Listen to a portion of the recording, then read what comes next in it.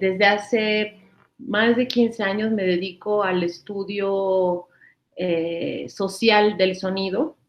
Esto quiere decir estudiar una serie de relaciones sociales que se tejen entre las culturas a partir de los sonidos que producimos, que los grupos producen, que las personas, no solo música, sino sonidos de la vida cotidiana, y cómo a partir de esta producción de sonidos y cómo a partir de la convivencia con las personas con las que nos rodeamos, ¿no? Aprendemos a escuchar de una determinada manera, ¿no? Es decir, aprendemos a interpretar los sonidos de los otros, ¿no? Así como podríamos interpretar otras lenguas. Y ya de manera más reciente, bueno, digamos, esa es mi línea de investigación, de manera más reciente mi trabajo se ha enmarcado en otra línea un poco más amplia, que es la antropología de los sentidos.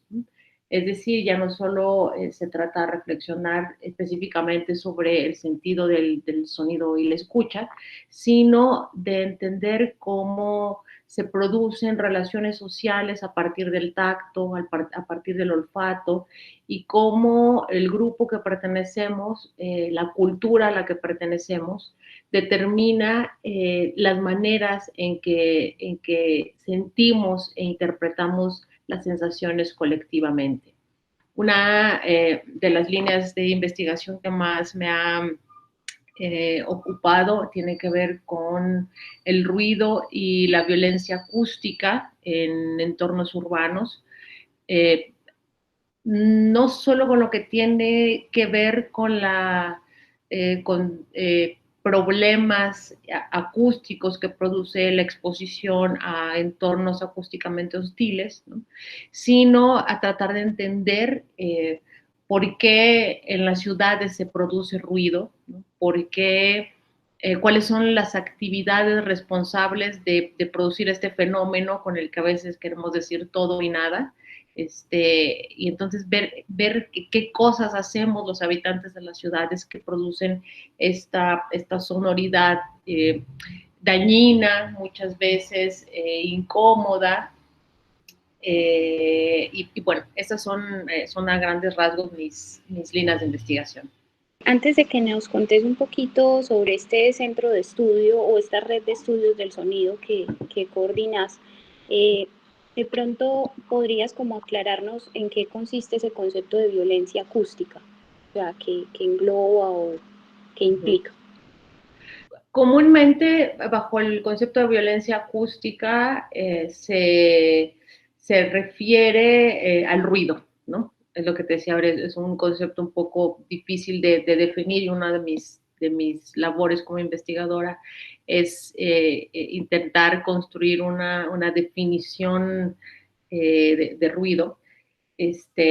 Entonces, comúnmente tiene que ver con el fenómeno del ruido, comúnmente se estudia en los entornos urbanos porque se sabe que son por una serie de dinámicas sociales que se dan al interior de la ciudad, económicas, laborales, etcétera, que tiene que ver con movilidad de las sociedades, con la extensión de los horarios durante la noche, ¿no? La productividad que exige la ciudad, horas productivas en la madrugada, sin descanso, etcétera, se produce esta cosa que llamamos ruido y que se considera como violencia acústica porque hay toda una serie de estudios que han demostrado que existen efectos fisiológicos y psicológicos sobre la población que está expuesta a estas sonoridades. Es decir, hay problemas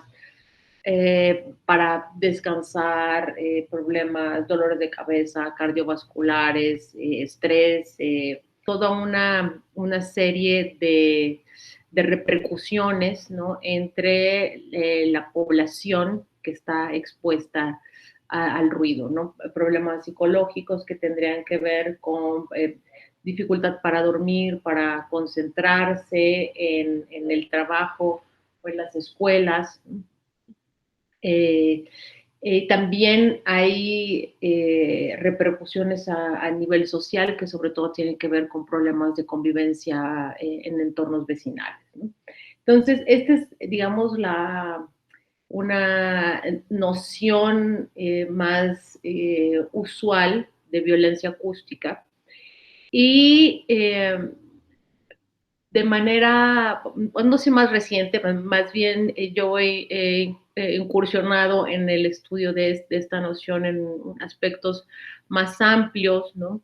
Que tienen que ver, por ejemplo, con el uso de armas acústicas, ¿no? Que es un recurso de muchos ejércitos en el mundo, ¿no? Para utilizar el poder del sonido, ¿no? Para ocasionar daño en los escuchas, como arma de tortura, ¿no? La exposición a niveles muy elevados de música, ¿no? Durante muchos días, justamente para desestructurar psicológicamente las defensas de un individuo. Y de manera más reciente, bueno, terminé de escribir un libro, todo no está publicado, solo está terminado de escribir y bueno, así son los libros que tienen que ver con el grito, distintos aspectos sobre la historia cultural del grito. Es decir, hay eh, la idea es como diversificar esta noción clásica de violencia acústica para entender cómo el sonido puede servir, por un lado, para hacer un daño fisiológico o psicológico, y también como una herramienta para obligar a los demás a escuchar, a imponer una escucha que no se quiere, ¿no? Entonces, bueno, ese es un poco de mi exploración acerca de la noción de violencia acústica. Contándonos, pues ya habiéndonos contado que sos antropóloga, creería yo pues como que esta idea se deriva de eso, pero a ver si podemos como ahondar un poquito en algo que mencionabas en uno de los artículos tuyos que estuve revisando, y es esto de que la sensación auditiva es un mecanismo que no solo involucra el oído, ¿cierto? Como que escuchar tiene un componente no solo fisiológico, sino social y cultural. Bueno, específicamente con esta cita que mencionas, más bien ahí me refiero a que las sensaciones acústicas no solo se perciben a través del oído, sino el cuerpo completo puede percibirlas, ¿no? Es decir, el sonido es vibración, ¿no? Entonces las vibraciones las recibe el cuerpo, ¿no? Pensemos en ciertos sonidos, ¿no? Que tienen un alto componente de graves, ¿no? Y entonces, además de escucharlo, si es que lo podemos escuchar, lo siente el cuerpo, ¿no? Lo sentimos en el estómago, ¿no? En el cuerpo hay distintos resonadores que nos permiten acceder a estas experiencias sonoras, ¿no? Incluso, o sea, esta doble recepción o esta doble percepción del sonido nos permitirá entender por qué hay personas sordas que pueden no escuchar, pero sí percibir sensaciones acústicas, ¿no? Como el despegue de un avión, el disparo de un arma, ¿no? ¿Por qué? Porque el sonido es un, eh, es una materia, ¿no? Que el cuerpo procesa por la vía áptica, ¿no? Es decir, es táctil, ¿no? O sea, también esto es muy evidente quienes han estudiado el desarrollo inútero de los sentidos, ¿no? se han dado cuenta, los primeros dos sentidos que aparecen son el tacto y después el oído, ¿no? Y se han dado cuenta que están estrechamente relacionados, ¿no? No solo en útero, sino el resto de nuestras vidas, ¿no? Entonces, bueno, específicamente la cita a la que te referías tiene que ver con esto, ¿no? Que, la idea de que el sonido no solo se percibe a través del oído, sino hay una vía de recepción áptica, como si todo nuestro cuerpo fuera una oreja capaz de percibir las sensaciones acústicas. Esta idea es como de otro autor que mencionabas también en uno de estos artículos, pero me pareció muy interesante y chévere si nos puedes contar un poquito más al respecto.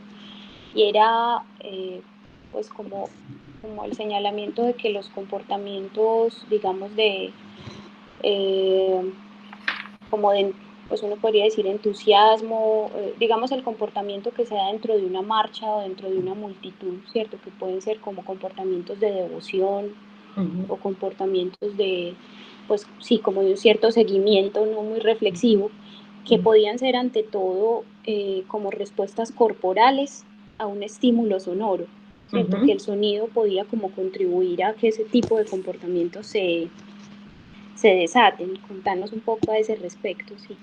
Claro, sí, esto tiene que ver justo con lo que te acabo de explicar, ¿no? De esta manera en la que el cuerpo completo no solo procesa, sino reacciona frente al sonido, ¿no? Y entonces, bueno, una de las cosas que me han ocupado o que han ocupado mi pensamiento tiene que ver con la sociología de las multitudes, ¿no? Y con la búsqueda de los fenómenos sensibles al interior de una multitud, ¿no? Donde las personas están cuerpo a cuerpo, ¿no? Donde hay multitudes silenciosas, ¿no? Pero sobre todo me han interesado las multitudes ruidosas, ¿no? Donde justamente un sonido compartido, ya sea que haya una música o una sonoridad que eh, eh, nos englobe a todos en un espacio acústico común, o una sonoridad que producimos entre todos o que producen entre todos los elementos de una multitud, es decir, un grito de protesta, por ejemplo, o el canto de un himno, etcétera. Contribuyen a ser cuerpo colectivo, ¿no? Y esto hay muchos ejemplos de cómo el sonido actúa, como dice Michel Maffesoli, como una argamasa de la multitud, es decir, permite que la multitud esté unida, que se sienta parte de un todo, este, y que adquiera conciencia, ¿no? de grupo, ¿no? Que se olvida un poco de su sujeto individual para sentirse parte de un algo, ¿no? Mi formación primera es como comunicóloga, ¿no? Y una de las cosas que aprendí como comunicóloga era cuando despreciar a las masas, ¿no? Sobre todo por cierta influencia de los medios masivos. Y ahora mi entendimiento, mi aproximación a las masas tiene que ver con esta otra forma de socialización que ha sido condenada por muchas vertientes de estudios sociológicos, ¿no? Con esta idea de que las masas se dejan llevar y que uno pierde la individualidad y la razón, etcétera.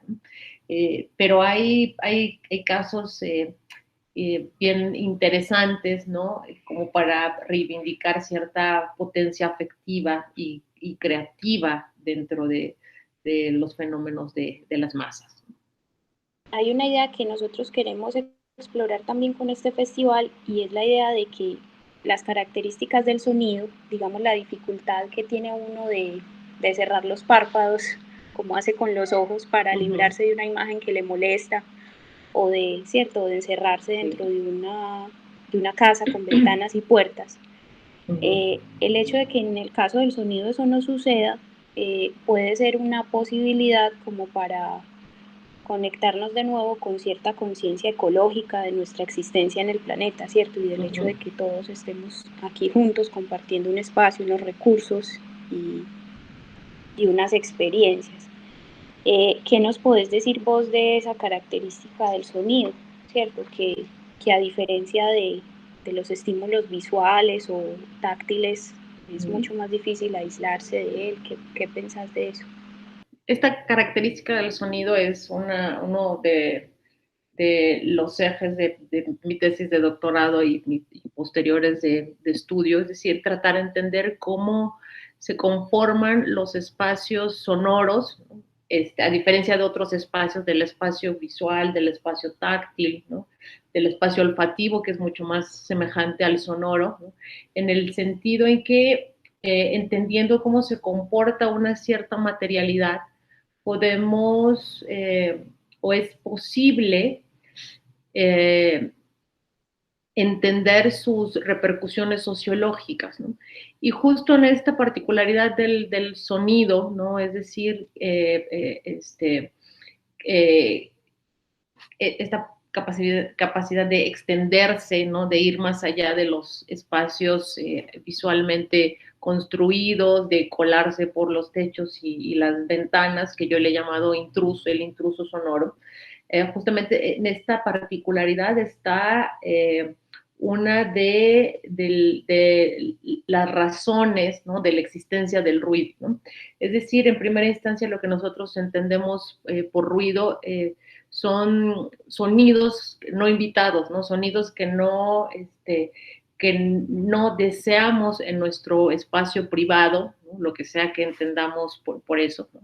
Pero todos tenemos un espacio privado y en nuestro espacio privado no queremos intrusos, ¿no? Y entonces, esta, esta reflexión, ¿no?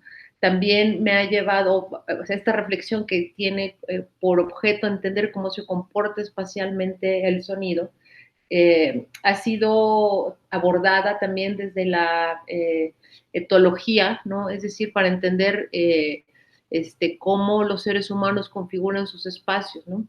Y en general y a lo largo de la historia hay un asunto con la necesidad del ser humano de construir su privacidad, ¿no? Y curiosamente su privacidad se produce a partir de un esquema visual, ¿no? O sea, es decir, nuestro espacio es el lugar que está cercado por una serie de límites visuales, ¿no? Y entonces aquí hay una inconsistencia porque el sonido no obedece a esos límites, ¿no?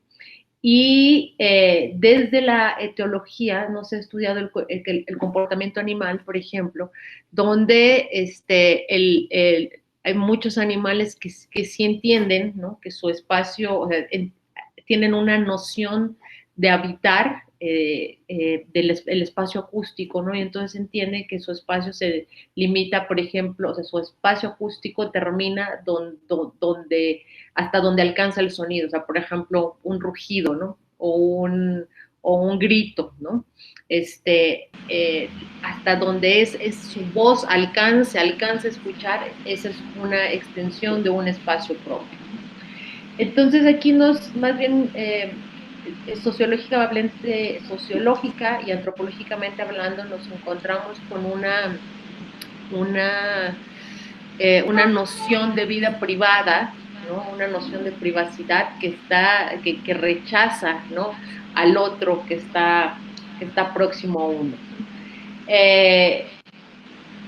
O sea, es muy complicado en las ciudades, o sea, tal vez en el campo, tal vez en la montaña, tal vez en otros lugares, el oído nos sirva, como tú acabas de decir, ¿no? Para fraguar una nueva relación o reconfigurar una relación con el entorno.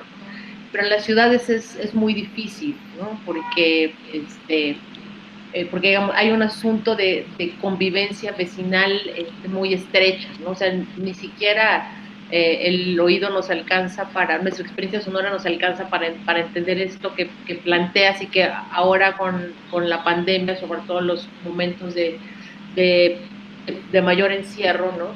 En realidad nuestra relación con la naturaleza más bien está en el imaginario, ¿no? Ahora estamos descubriendo que hay pajaritos afuera de nuestra casa y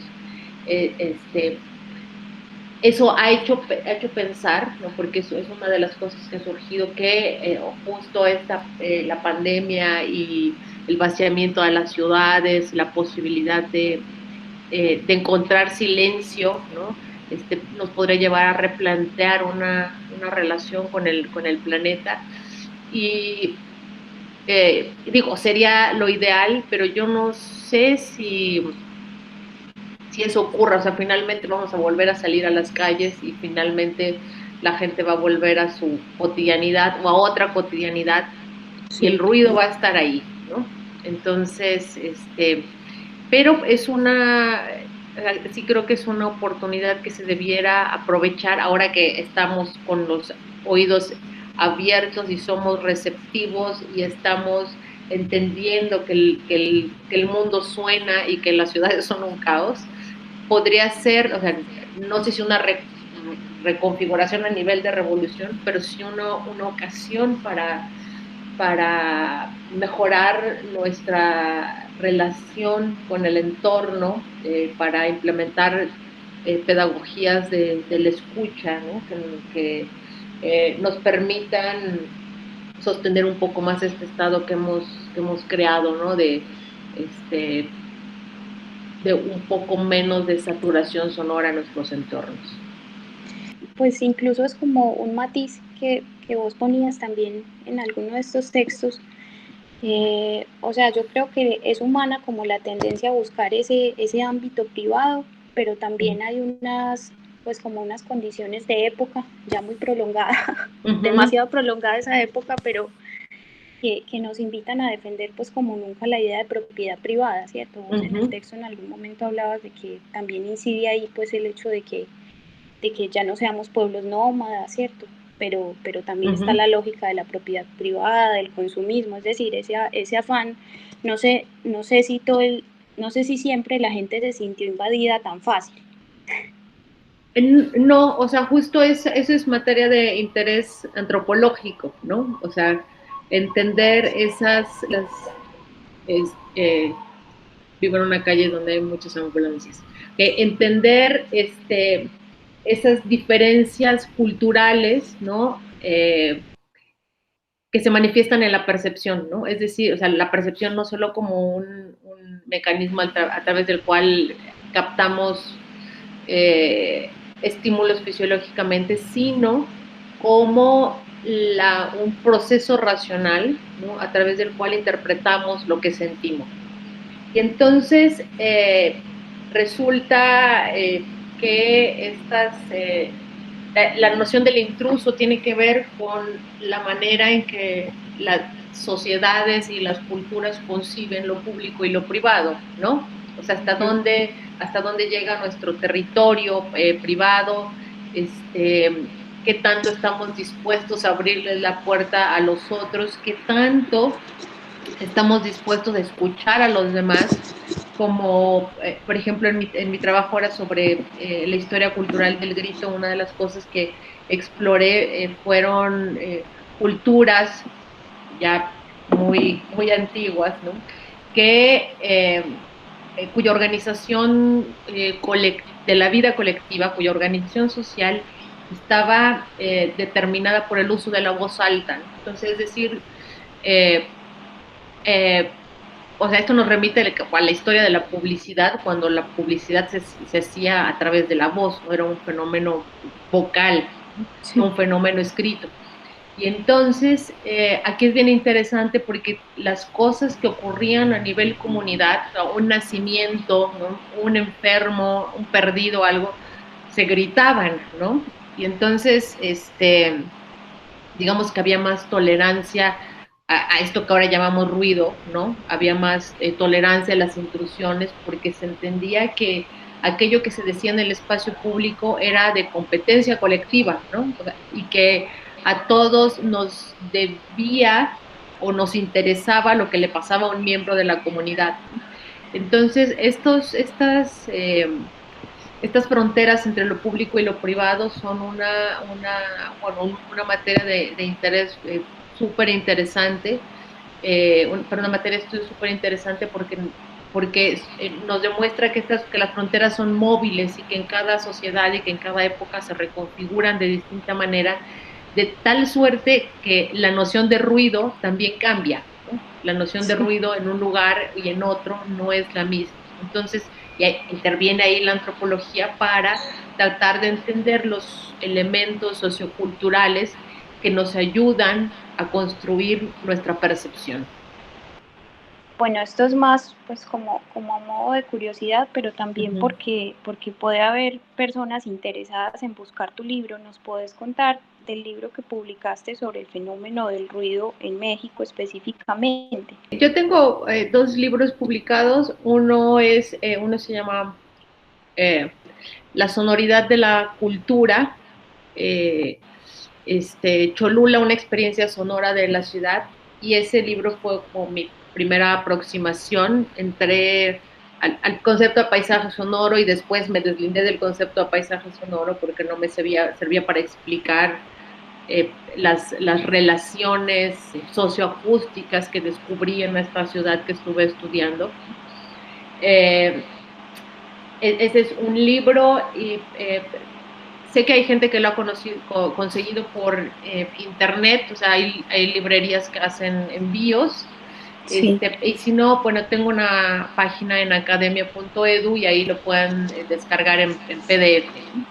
Otro libro que se publicó hace 2 años es un trabajo colectivo que se llama La dimensión sensorial de la cultura, en donde ya aparecen, bueno, ya aparece un adelanto de mi trabajo sobre la historia cultural del grito, y aparecen trabajos de otros colegas también muy interesantes, ¿no? Que abordan esta dimensión sociocultural de las sensaciones, ¿no? Y que se dedican a estudiar los usos del olfato, del tacto, en contextos culturales específicos, ¿no? Hay varias historias sensoriales que se pueden consultar.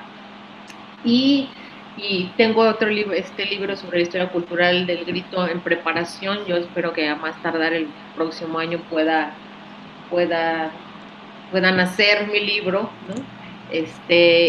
Bueno, el resto de mis trabajos son artículos que todos están disponibles en academia.edu.